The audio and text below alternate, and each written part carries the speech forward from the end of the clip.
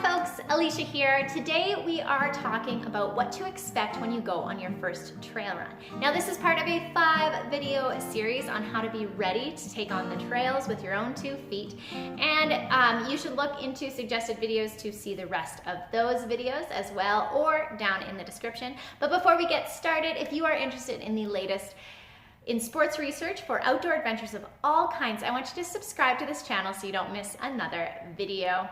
But let's get right into it. Our first tip is pick and stick to a turnaround time when you're on the trails. What that means is when you're at the trailhead, decide with your group or with yourself what time you need to turn around at. The reason for this is sometimes it can be really tempting to push for 5 or 10 or 15 more minutes along the trail to get to a specific destination, and that might put you into a situation where you're pushing maybe the sun going down or the amount of time that you want to be out on the trails in order to obtain that objective. If we pick a turnaround time beforehand, we are setting ourselves up for a safe and fun run. Now, the way to really implement this properly is for your first couple of runs, choose an out and back trail. So that means a trail where I'm going to go out and for a certain amount of time, and then I'm going to turn around and come back no matter where I get to on the trail. This does a couple of things. First, if we have a loop trail, we might not get to halfway by our turnaround time, and it might be tempting to commit yourself to the whole trail instead of just turning around. The second thing this does is it lets us, we already know what's ahead of us at our halfway or our turnaround time.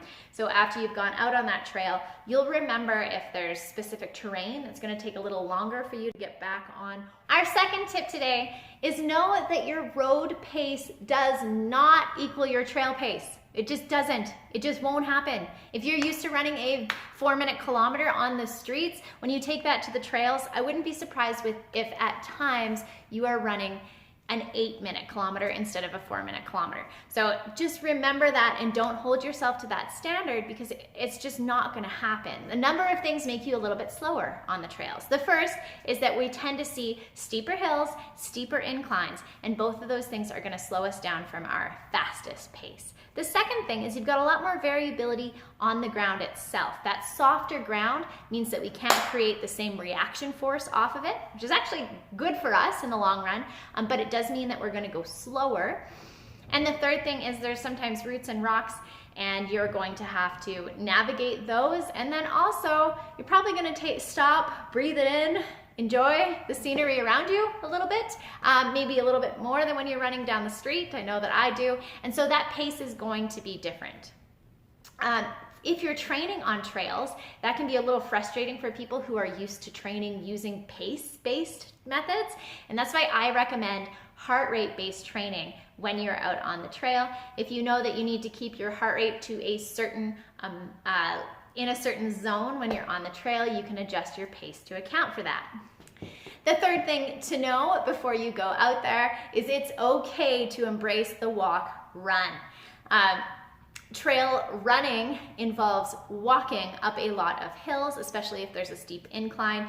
And it also involves walking if there's terrain that you're feeling a little bit nervous on. There's a higher consequence if we roll an ankle 5 kilometers into a trail, and so we want to make sure that we feel safe. And so if you embrace the walk run, trail running is going to be so much more fun for you.